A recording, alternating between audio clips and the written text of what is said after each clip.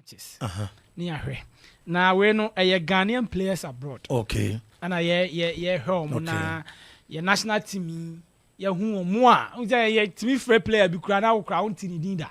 Na wo bisa na we obobo wo hin ofri hin ni. Yeah. Nti no ya agency ye be hwe players a omo esia kan wa manone no minute a obi anya boy be domo suko. Yes. Ti be do time bi no coaches na nya black star call up no. Yes. Player ne mra no na eze Opemsuo kwampo edi kama info as to play and season ne said the name si ko. Yes. Matches are wa goals are wa assist are wa ma ani bibia interceptions are wa ye goalkeeper saves are wa ye clean sheets are wa keep any ade nyina na ye de nyina nso ama wo awo dwumade no so an enti bigi we ye body tell ne akona sure that time no aba enti medium aba medium so bass in the screen so no Bismarck ka my video na na be hu bass because bakuna na that so dey as a 4D picture be enti medium aba oh bass dey nice very nice bass medium high sense fire high sense from best sponsor akotoko ya omo na akotoko yin bass on oh say kotoko nya bi through access. Yeah, nti omo to so won name omo to the bar on board. Na nam dodo ansem. Oh, so omo deal with kotoko no so na nya bad. It was juicy. Yeah, ni mu. And na ayi old players ni nya ska omu no. Okay. Martin Omo nya 840 million season no. Season na kotoko J League no. Say match bi akotoko win 8.4 billion. Omo nya 84,000 cities, 840 million. Begin to monitor na yan corner yan hwe Ghanaian players over the weekend omu si akan omu various teams no na yeni dim common kakra na yesase every French league Salis Abdul Samit osi akan Emma Lens Biggie obo 90 minutes na ni team no enso elusu 3-2 to Brest Alidu Sedu Biggie so kai no yes Alidu Sedu yes Alidu and his goat Alidu and his goat walk up na mo yes I don't know. Abrante ni twa tu say. Entino anonso si akan 90 minutes e man team na mo lose 4-2 on etu Monaco. Monaco she kan nan ya mo team mienu. Benjamin Tete Biggie. Amechana eyemayi o. Eyemayi na wotwe na nkoyi. Almost the chef o. Ali desire assist cry. Assist, you know. Omo the chef. Monaco so mo kan na ya. Omo team mienu. Benjamin Teton say last season in 51 and call Hull City. Yeah. And then I think maybe 2 or 3 matches no ko prior. And they met on see akan. Oh, so our free Hull City. Yes, our free Hull City. Oh, nice. You know, on also about 16 minutes. Last 16 minutes no boy. The cat man back no. Omu lose 5-1 to Rene. Cat man why? Oh, Benjamin Tete. Oh, okay. Cat akola no. Oh. So some more Tete ni ano. Oh, okay. You know, yeah. If we next week you come there, yeah, I bet you picture. Yeah. Yeah, can want him. Mohamed Salis will be injured into Ensia Kai Amfa Ama Monaco over the weekend. Mohamed Salis is also office around Monaco. Yeah. Also Ensia Kai over the weekend. Ghanaian players are big you Spain no say na etie Joseph Edu Ensia Kai Emma Celta Vigo na about 90 minutes. Osasuna eso omo kan mienu a omo Anthony Antibi Inaki Williams enso si akan Emma Letco Bebao ono so ball 90 minutes a team papa eti omo eso omo kan mienu a omo so Anthony Anti the whole world big team papa na dey the whole world team papa yes. Manchester United. Okay. Real Madrid asam ana make kanti omo che Bebao so omo kan mienu a omo Anthony Anti Idris Baba big you kai no Idris Baba Mayoka America. And you call Maria. Oh, okay. So if you Mayoka, okay. On the game, Ben Obama Blaster Bekaipa. Ghana and Nigeria playoff no. Oh, okay. Yeah. Baba Idrisu. Yeah. Oh, okay. Inti anonso about 76 minutes. The team no eluzu to Era Valcano na fe Abdul Mumin. Abanti oko walk up no. enso ebi no no nso et Reverend Kano bencha ono nso enya kwan amesia kan ni bi ye koteki na ye di nkomo ne kakra Blasters defender Alexander Juku esia kan Emma Fanabachi Biggie obo 90 minutes and the team no oboa Emma mu win 2-1 against a Gantiep eno de ba ide ho nsem no Emma Joseph Atamalawe Biggie kai no kind of pa Atamalawe yes Kaya Sport Kaya Sport ho ena ne osia kan na ono so Palma ba o say sa Palma kola no Palma man o me say oh Pinto Joseph Atamalawe na ho bi Pinto bi wo ho mo Moses Oje okay no yen na on this what now no tin nkan fie say I want to know nimbobo Clifford Abuaje mo Clifford Abuaje dey so on na Mexico ho be talent go on Mexico e di out as bobo Dominic Dia Tanzania hu ni picture bi why fresh Eddie I think they know Malaysia was a baby sir I papa panyin bi hopefully next week e kono mu nyina mo nsem beba enti Joseph Atamala wen so bo 19 minutes ni team no ene Galatasaray enso obia antumi ansego yaw aka enso ene Atamala wen the same team ono nso enya 45 minutes eboy a ono nso they say 0-0 no mo ne Galatasaray enso eboy Daniel Mate ni team ni gusu a ebo na otbencha onya ye kwa Switzerland ye di nkowane kakra enso afo Emmanuel Siam obekaya under 23 team a ekọ eye ehokwa na Morocco na Egypt Morocco na Algeria alad mu de ye omko na nsen na Morocco under 23 no under 23 yes under 23 Morocco omo last game omo ni Egypt and Algeria ball kumase no no abrante no say jesi a edu ba bi nkone Abdul Fattah Isiaku kokono no wasem ne yeke nya former Brekum Chelsea midfielder Emmanuel Siam nti ono so ba FC ba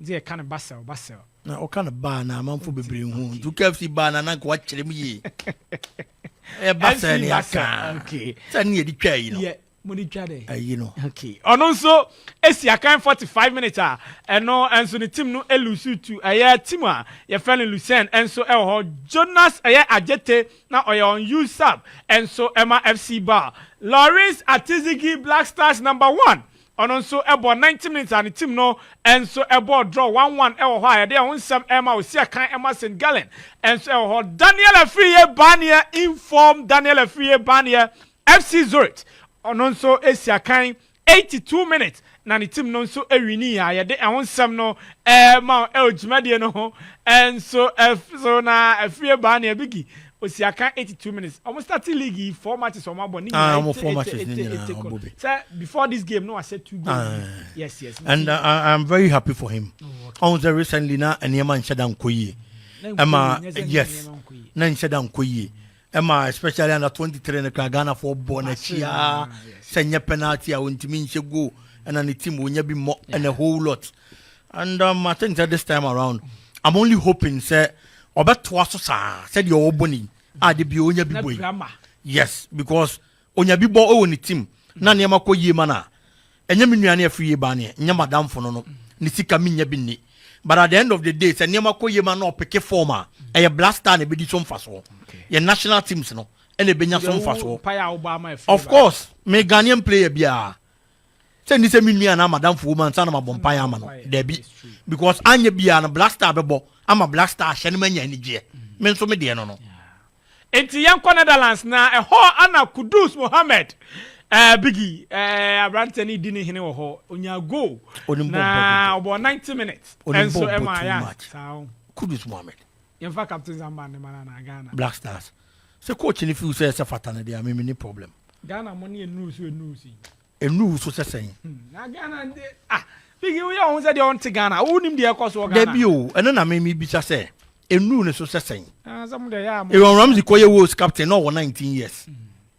Coach now about that time no only few say a branch here we 19-year-old no and a meme person I am a captain.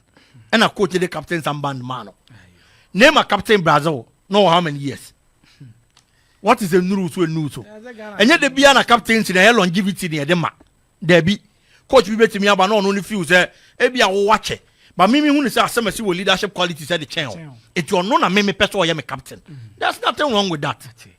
nti Kudus Mohammed enso ebo 90 minutes ema Ayaz Bobokoro mo hye 4-1 a eno enso tia midfielder no nya goal enso ho yenkọ Armenia na ye ni nkomo ne kakra enso ewo ho na entry esiakan ema Tanta obo 90 minutes team no elusu 2-0 Anan Mensa enso ewo Armenia no nso esiakan a onya 9 minutes obo 90 minutes esa the yellow card enso ewo Austria amankwa forcing formerly of Wafa ono nso siakan ema Salzburg obo 83 minutes a ono nso enya goal ho ni team no ewini 2-0 oba Austria Vienna Ibrahim Mustafa siakan ema Lask obo 81 minutes onya omo hye 2 goals ano nso area tie Mohamed Fuseni Statum Grass ono nso ebo 45 minutes enso ewo ho Augustin Boatibigi sa player o kai no me kind pa nya Wafa player yes na sa season o de koye no na o bakotoko season na Wafa D third na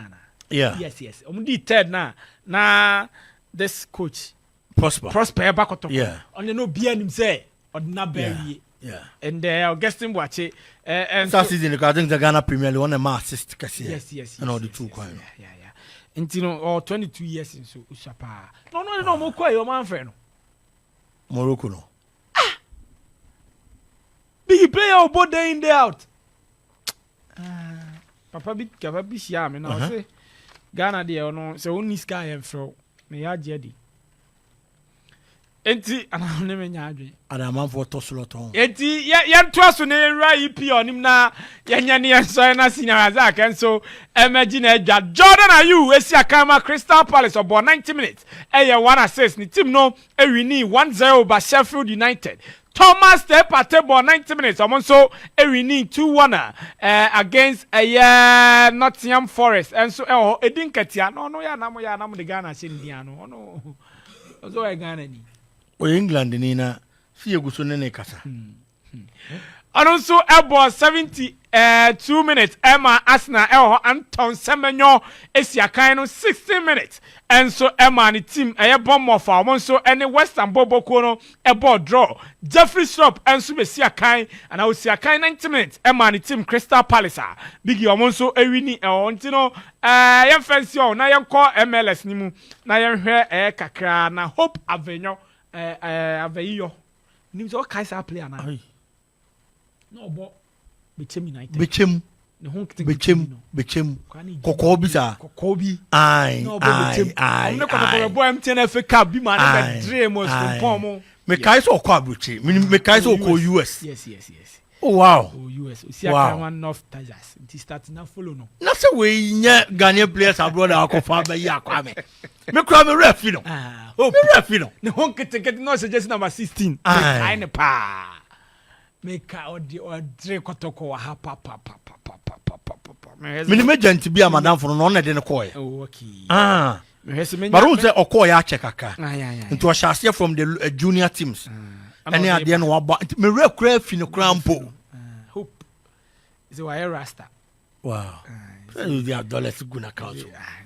all dollars be brio na nkomo bia unse na prof enso ho twitwi no ho kakra Prof Darling yes na nkomo bia mdi ye ne chese na emofun person mo fa no US phone oh okay person mo na strategize man but akra na adwen nyina ne e wo Ghana on tra on onya Ghana abigi so ya wo kan nsem seni sesen onya Ghana ni na on tra on onya Ghana ni say no ye Ghana ni ya wonya bi moyi enu ni so need me drive be frɛ no mo ashase da bi na say nya nu ni so sesen ne me ne so ya be frɛ no emre ben no mo twɛn no hope me so ye won krofo bi wo kromo no ma ya frɛfrɛ mo a say ye mre ne ye de ka no mo de nso aveivo ntino mo njani e Facebook na mo hwe player no say ye mre ne ye de ka krofo bi wo ha no mo de nso nti wetimi ama example bi ana me mo bi adin me mo bi adin ai player ba kwa me hunze na ne menso ya obebo eye yi o hope ne da so no bigi oh wow kwa bruchi ne na sa wow we Bechem team no ekoball tournament bi wo US twa asanti oje o mo jesi no se na nu ne wow hope no wow So koko kakra. Why? Body na asa. Why nice guy? Yes. Say you to heaven, bad. Or to heaven. Heaven there's when you shake and your color. You know, Biggie, yeah, fancy na. My own messages ne ba me see you KB you know. Auntie. Na ebe ko China kakra wo bara kwa kasu. Hey. Enso esi akan 90 minutes e man team na energy god back on so no. Boa kra wo di si obetwa. Jeni di say. Kasu. You know, yeah, Latif blessing mun nyina agu so mu si akan. Latif ata blessing. Of course, Sweden na Ghanaian players do na. And so onti ye be wura honum na didi nkomo ka Latif blessing. Latif ata blessing. Me kind pa. Me kind pa. He was a friend and I'm in the text. Ochi kotoko wa Accra. He was a friend and I'm in the text. Enye boko kra. Or call US no na yedi nkomo kakra later na you lose contact. Yeah. Mo number nti so opede ha me be ma. Oh. Yeah, Juma. Latif ata blessing. Ti bigi yem fancy na Mate Kwame. Down ho bra na afi. Papa no enye ni mre. Mate. Papa no ofi anti no. Onye ni mre na onto aso. Mate Kwame. Enti Eugene Kwame anane and I'll say the new segment on Opemsuo Sports. Ghanaian players abroad and all they want some and so the Ebre and you know